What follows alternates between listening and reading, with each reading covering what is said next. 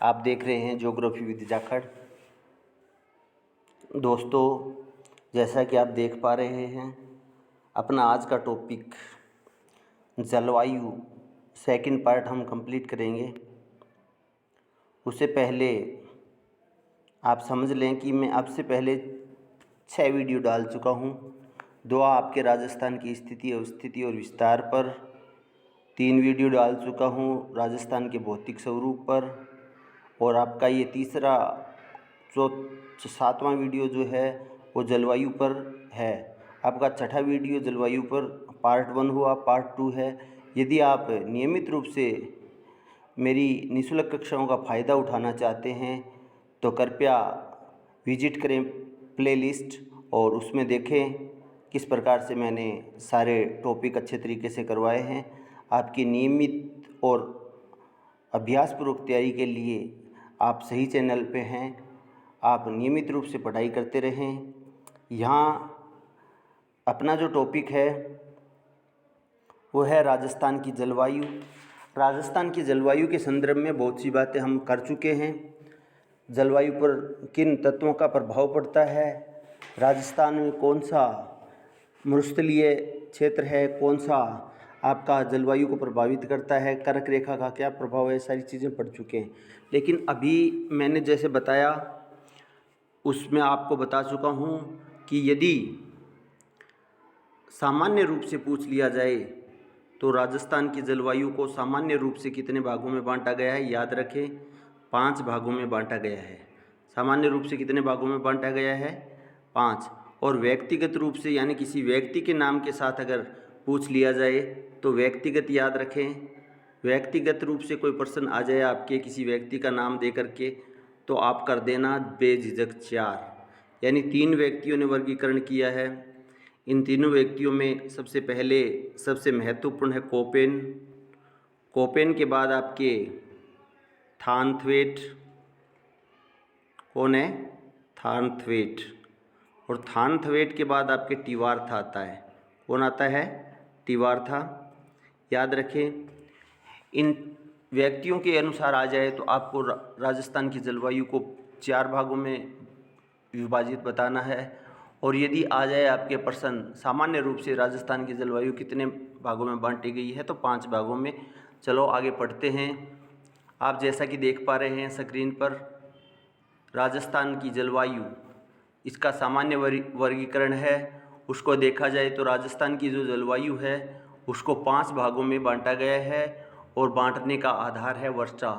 यानी वर्षा के आधार पर राजस्थान की जलवायु को 5 भागों में बांटा गया है। अब अगर बात करते हैं तो व्यक्तिगत वर्गीकरण, अभी मैंने 2 मिनट पहले ही आपको बताया। व्यक्तिगत वर्गीकरण की बात करें तो कोपेन ने जलवायु को कितने भागों में बांटा है? 4 में।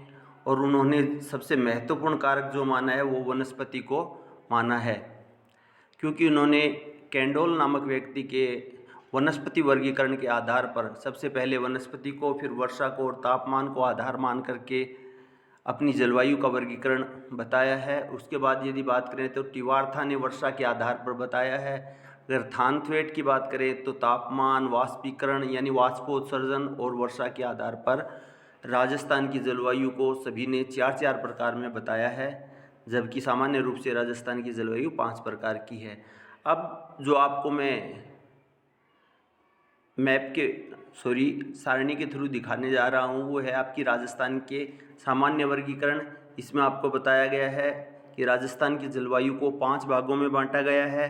5 भागों में सबसे पहले आपका शुष्क कटिबंधीय जलवायु, फिर अर्ध शुष्क, फिर उप आर्द्र, फिर आर्द्र और फिर अति आर्द्र। इसको आप मैप के थ्रू अच्छे से समझ सकते हैं। ये आपका मैप में आपको ये जो दिखाया गया है, ये वाला जो जलवायु खंड दिखाया गया है राजस्थान का, ये वाला जलवायु खंड है आपका शुष्क। कैसा जलवायु खंड है? शुष्क है। यानी यहाँ की जो जलवायु है वो एरिड पाई जाती है। यहाँ 0 से 20 सेंटीमीटर तक वर्षा होती है। याद रखें, शुष्क जलवायु खंड है आपका पश्चिमी राजस्थान। विशेष रूप से अगर देखा जाए तो जैसलमेर आता है, दक्षिणी बीकानेर आता है, पश्चिमी आपका जोधपुर आता है, बाड़मेर का कुछ हिस्सा, उत्तरी बाड़मेर या बाढ़ में लगभग आ जाता है इसके अंदर। इस प्रकार से याद रखें। सबसे ज़्यादा अगर इसका पूछा जाए, आपकी जो शुष्क जलवायु है उसका यदि प्रतिनिधि जिला पूछा जाए तो प्रतिनिधि जिला आपका जैसलमेर। कौन सा जिला है? जैसलमेर। शुष्क जलवायु के अंदर प्रतिनिधि जिला पूछा जाए, इनमें सबसे ज़्यादा शुष्क है आपके जैसलमेर की। शुष्क के बाद ये जो दिखाया गया है आपके, हाँ, या एक चीज़ और याद रखना, आपकी शुष्क जलवायु है, इसमें वनस्पति जो पाई जाती है वो आपकी मरुद्भिद है। कौन सी वनस्पति पाई जाती है? मरुद्भिद वनस्पति पाई जाती है। शुष्क के बाद आपका आता है अर्ध शुष्क। ये तो आपका शुष्क हो गया। शुष्क के बाद ये वाला जो हिस्सा है आपका शुष्क से लगता हुआ, ये वाला हिस्सा है, ये आपका आएगा अर्ध शुष्क में। किस में आएगा? अर्ध शुष्क में। अगर अर्ध शुष्क की बात करें तो यहाँ वर्षा की मात्रा है वो 20 से 40 सेंटीमीटर होती है। 20 से 40 सेंटीमीटर होती है। यहाँ जो वनस्पति पाई जाती है वो स्टेपी तुल्य वनस्पति पाई जाती है। कैसी वनस्पति पाई जाती है? स्टेपी तुल्य वनस्पति पाई जाती है। उसके बाद अगर हम बात करें तो ये वाला जो भाग रह गया बिल्कुल बीचों बीच, ये जो अरावली वाला पर्वतीय क्षेत्र है, ये अरावली में जो जलवायु पाई जाती है वो उप आर्द्र पाई जाती है। यानी आर्द्र नहीं है, उप आर्द्र है। कैसी है? उप आर्द्र। यानी यहाँ वर्षा होती है वो 40 से लेकर के 60 सेंटीमीटर होती है। कितनी वर्षा होती है? 40 से 60 सेंटीमीटर। और यहाँ जो वन पाए जाते हैं वो पर्वतीय वन पाए जाते हैं। कैसे वन पाए जाते हैं? पर्वतीय वन।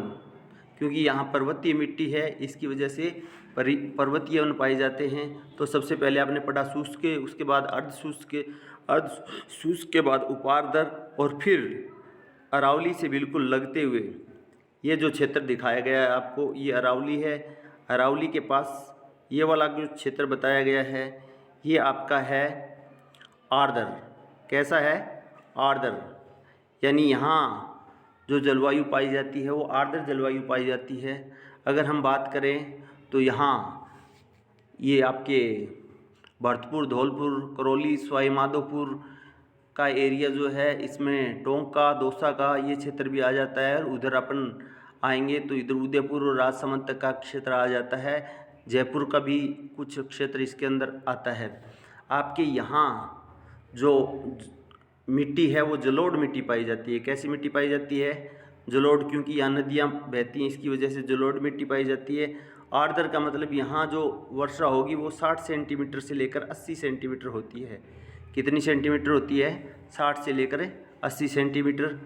फिर अपना अंतिम जो पार्ट है यानी पाँचवा, वो है आपका अति आर्द्र। अति आर्द्र ये वाला जो दिखा रखा है इसमें हाड़ौती पूरा आ जाएगा। क्या आ जाएगा? हाड़ौती में कोटा, बाराबूंदी, झालावाड़ आ जाएगा। और उसके बाद थोड़ा सा एरिया आपका चित्तौड़गढ़ का, भीलवाड़ा का, और फिर आपके डूंगरपुर और बांसवाड़ा और प्रतापगढ़ का जो क्षेत्र है वो किस में आता है? आपके अति आर्द्र में आता है। प्रतापगढ़ वैसे इसके अंदर आ जाता है। थोड़ा कमी वर्षा होती है प्रतापगढ़ के अंदर वैसे, लेकिन ज़्यादा वर्षा आपके डूंगरपुर और बांसवाड़ा में होती है। तो हाड़ौती आ गया और वागड़ आ गया। ये क्षेत्र किसके अंदर आएंगे? आपके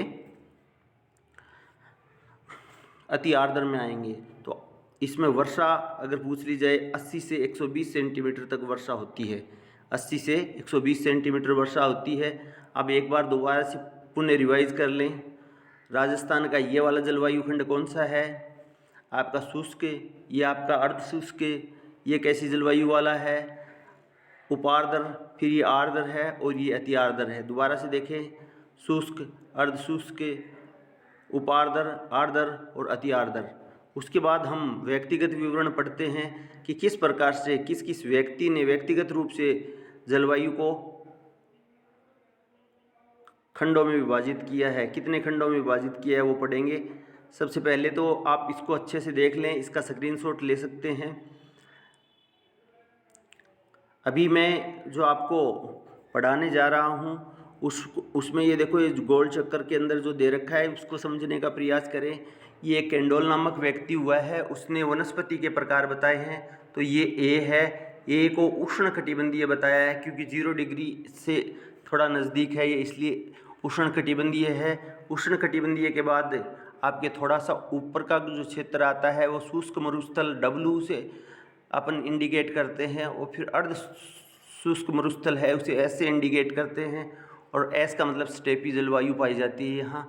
फिर C दे रखा है, C का मतलब उपोष्ण कटिबंधीय जलवायु, D का मतलब है हिम तुल्य जलवायु, और फिर आपके लास्ट में टुंड्रा तुल्य जलवायु जो कि राजस्थान में नहीं पाई जाती है।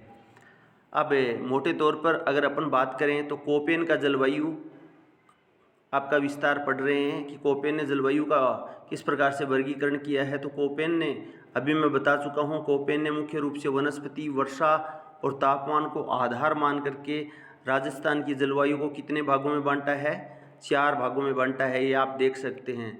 तो पहले तो इसको समझने का प्रयास करें, ये बी हो गया, ये बी हो गया, और ये सी हो गया, और ये डी हो गया। इस प्रकार से याद रखें, मोटा मोटा तो ये याद रखना है कि बी बी और ए सी डी, बी बी और ए सी डी। पहले वाली की डब्ल्यू लगा दो, दूसरे वाली को एस लगा दो, तीसरे वाली के डब्ल्यू छोटा लगा दो, और चौथी वाली की भी डब्ल्यू छोटा लगा दो। तो आपको 2 नंबर पे क्या काम करना है, बी के साथ डब्ल्यू बड़ा लगाना है, बी दूसरे के साथ एस लगाना है बड़ा, क्योंकि स्टेपी जलवायु है, याद रखना स्टेपी जलवायु होने की वजह से अर्धशुष्क जलवायु है, इसलिए एस लगा है। और ये आपके हॉट जलवायु है, गर्म जलवायु है, और बिल्कुल शुष्क जलवायु है, इसलिए डब्लू लगा है। यानी पीछे मैं बता भी चुका हूँ, डब्लू इंडिकेट करता है किसको, शुष्क को, और एस इंडिकेट किसको करता है, अर्ध शुष्क को इंडिकेट करता है। तो इसलिए याद रखें, बी के साथ डब्लू बड़ा लगेगा, बी के साथ एस छोटा लगेगा, और यहाँ डब्लू छोटा छोटा लगेगा, दोनों में ही छोटा लगेगा। लेकिन यहाँ एच भी लगाएंगे छोटे वाला, और यहाँ एच लगाएंगे। हॉट है ना दोनों जगह, गर्मी। और यहाँ देखो जी का मतलब गंगेटिक जलवायु है, गंगेटिक यानी गंगा का मैदान है, इससे लगता हुआ है आपके पूर्वी मैदान से। और यहाँ आप देख सकते हैं ए डब्लू, सॉरी मैंने ये गलत लिख दिया, ए डब्लू। क्या करना है, ए बी और ये सी, ए बी बी और ये सी, मैंने गलती से थोड़ा सा कर दिया, ये थोड़ा सा ध्यान रखें। इस प्रकार से आप याद कर सकते हो, ये बी, ये आपका बी, ये आपके सी, ये आपका डब्लू, ए डब्लू हो जाएगा, ये सी डब्लू जी हो जाएगा, अभी मैंने बताया, ये बी एस एच डब्लू हो जाएगा, और ये आपका बी डब्लू एच डब्लू हो जाएगा। अब इसको थोड़ा सा विस्तार से देखते हैं। डब्लू मतलब छोटा तो सब में लगा हुआ है, याद रख लें, डब्लू छोटा तो सब में लगा हुआ है। इस प्रकार की जलवायु का जो आपका वर्गीकरण किया गया है वो किसने किया है, आपके कोपेन ने किया है। अभी आपने पढ़ा था पीछे, शुष्क जलवायु है, शुष्क जलवायु को इंडिकेट करते हैं बी डब्ल्यू एच डब्ल्यू से, बी बड़ा, डब्ल्यू बड़ा और एच डब्ल्यू छोटा। इसको विशेष रूप से अगर प्रतिनिधि नगर पूछे जाए, प्रतिनिधि जिले पूछे जाए, तो जैसलमेर और बीकानेर में तो ये जलवायु पाई जाती है। इसके अलावा गंगानगर, हनुमानगढ़, चूरू में आंशिक रूप से ऐसी जलवायु पाई जाती है। और यहाँ की जलवायु का वही पता है, आपके 0 से 25 सेंटीमीटर तक वर्षा होती है, और उसके बाद आती है आपकी दूसरा जलवायु खंड। इसके अंदर बी एस एच डब्ल्यू आता है। कौन सा आता है, बी एस एच डब्ल्यू, यानी अर्ध शुष्क जलवायु आती है, B S H W. S का तो अभी बी का मतलब तो अभी बता दिया आपको, और एस का मतलब स्टेपी जलवायु या फिर कह सकते हैं अर्ध शुष्क जलवायु। एस का मतलब हॉट हो गया, और ये आपके विंटर ड्राई हो गया। डब्ल्यू का मतलब विंटर ड्राई हो गया। अब याद रखें, लूनी बेसिन यहाँ जहाँ से लूनी नदी निकल के इस तरीके से बहती है, तो लूनी वाला जो क्षेत्र है पूरा का पूरा, और नागौर आ जाता है, शेखावाटी और घग्गर बेसिन। घग्गर बेसिन का मतलब ये यहाँ से घग्गर नदी प्रवेश करती है, और घग्गर बेसिन का मतलब मैदानी भाग है, वो इसके अंदर आता है। तो शेखावाटी पूरा का पूरा, चूरू, सीकर, झुंझुनू, और नागौर का क्षेत्र घग्गर बेसिन यानी हनुमानगढ़ और आपके गंगानगर का क्षेत्र। और उसके बाद यदि हम बात करें तो लूनी बेसिन में 6 जिले आते हैं। सबसे पहले नागौर आता है, फिर जोधपुर आता है। जोधपुर के बाद अगर आगे बात करेंगे हम तो बाड़मेर आएगा। बाड़मेर के इधर साइड में पाली आ गया, पाली के साथ ये आपका जालौर आ गया। इस प्रकार से 6 जिले हैं, 6 जिले इसके अंदर आते हैं।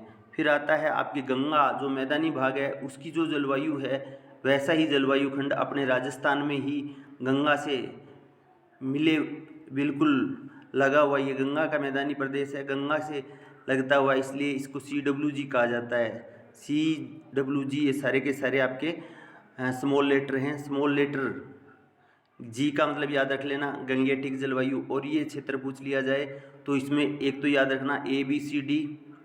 ABCD का मतलब ये हो गया आपके अजमेर, ए का मतलब अजमेर, बी का मतलब भीलवाड़ा भी होता है और बूंदी भी होता है, सी का मतलब करौली और डी का मतलब धौलपुर होता है। डी का मतलब क्या होता है? धौलपुर। ये पूरा का पूरा एरिया इसमें आ जाएगा।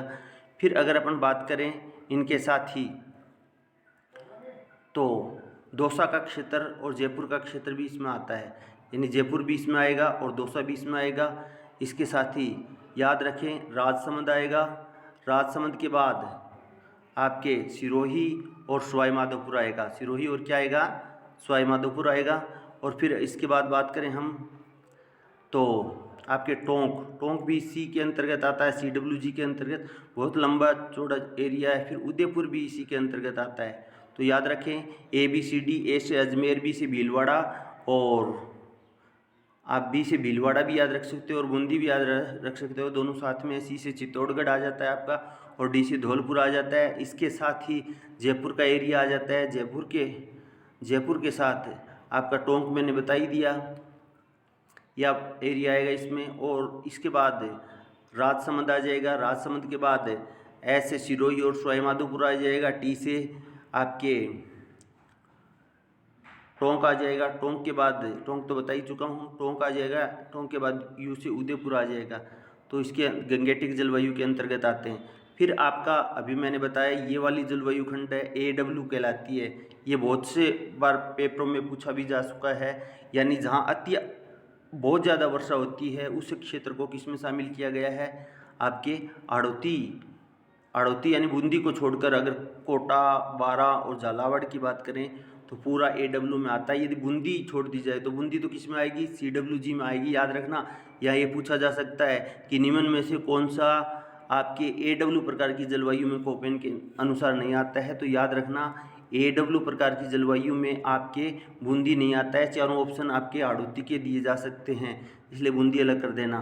फिर यदि पूछ लिया जाए वागड़ में आपके प्रतापगढ़ आ गया, डूंगरपुर, बांसवाड़ा निश्चित रूप से आ गए इनको। और माउंट आबू क्षेत्र जहाँ बहुत ज़्यादा वर्षा होती है, मैंने कल बताया भी था कि माउंट आबू में बहुत ज़्यादा वर्षा होती है, तो ये वाला क्षेत्र इसके अंतर्गत आता है। इस प्रकार से आपने पढ़ा कोपेन ने जलवायु का वर्गीकरण 4 खंडों में बांटा है। ये कोपेन की जलवायु का वर्गीकरण दिया गया है, आप अच्छे से पढ़ सकते हैं। यहाँ जो AW प्रकार में वनस्पति पाई जाती है वो सवाना वनस्पति पाई जाती है, और BW SW में जो वनस्पति पाई जाती है मैंने पीछे भी बताया था, मरुदभिद या जीरोफाइट्स पाई जाती है।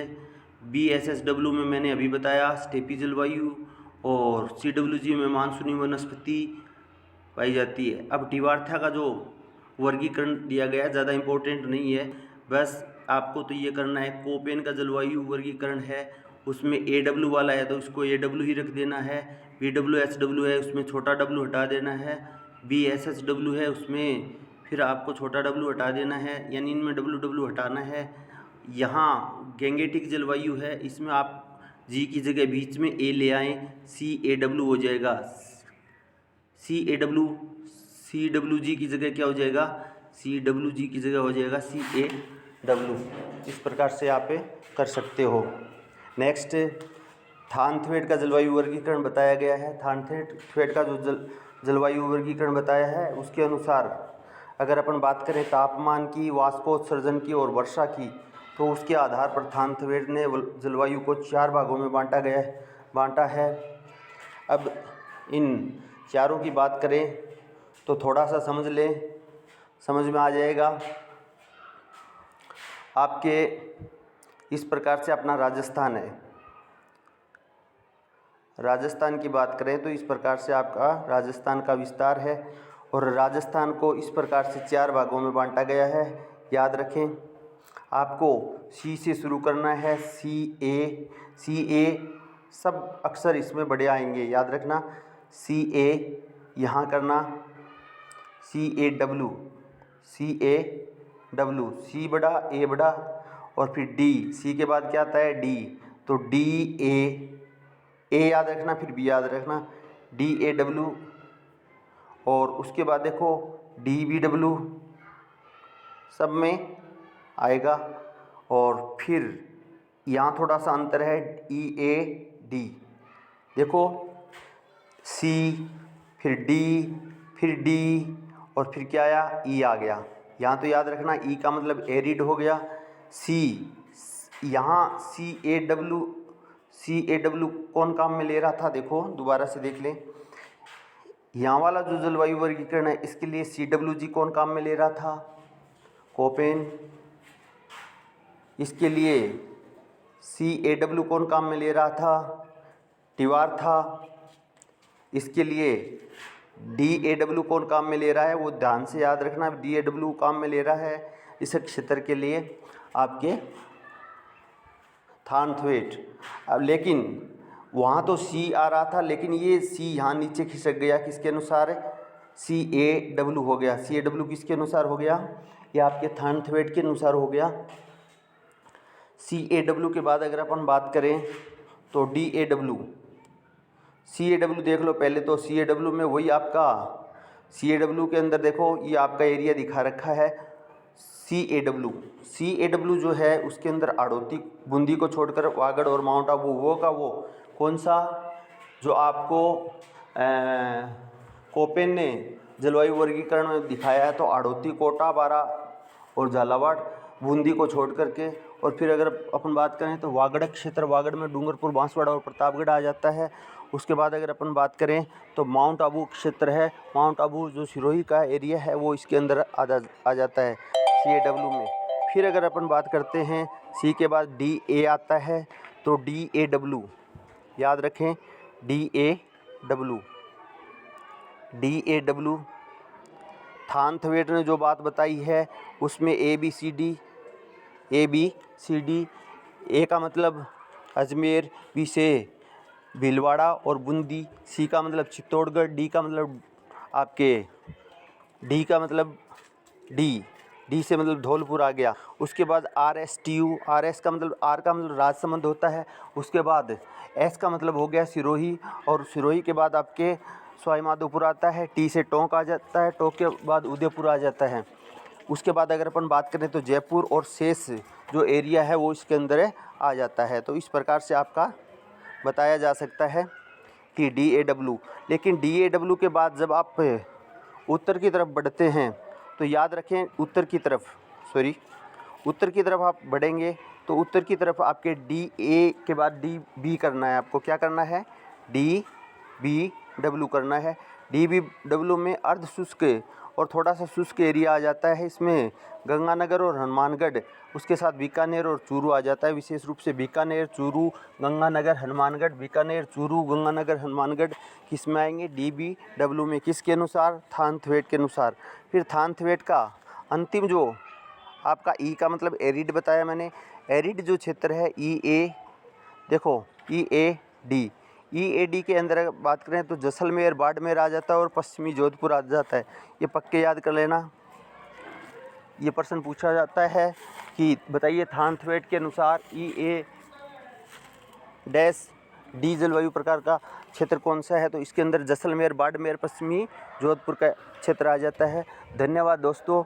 आपको यदि वीडियो पसंद आया हो तो इसको लाइक करें, सब्सक्राइब करें और ज़्यादा से ज़्यादा मित्रों के साथ शेयर करें, ताकि हर किसी व्यक्ति जिस ज़रूरतमंद है उस तक अपना ये अभियान है वो पहुंच सके और ज़्यादा से ज़्यादा लोगों तक इसका फ़ायदा पहुंच सके, और लोग ज़्यादा से ज़्यादा अभ्यर्थी इसमें क्या कर सकें, अपना राजस्थान में परचम लहरा सकें और अच्छे से इसे प्राप्त करके। क्योंकि आजकल ये आपके आज का जो जलवायु वर्गीकरण का प्रकार बताया गया है, इसमें प्रकार वाले क्वेश्चन बहुत ज़्यादा आने लग गए हैं, तो इस पे विशेष रूप से फोकस करें और ध्यान रखें कि ये आपके क्वेश्चन गलत नहीं होने चाहिए। धन्यवाद। आपसे फिर मिलते हैं कल सुबह।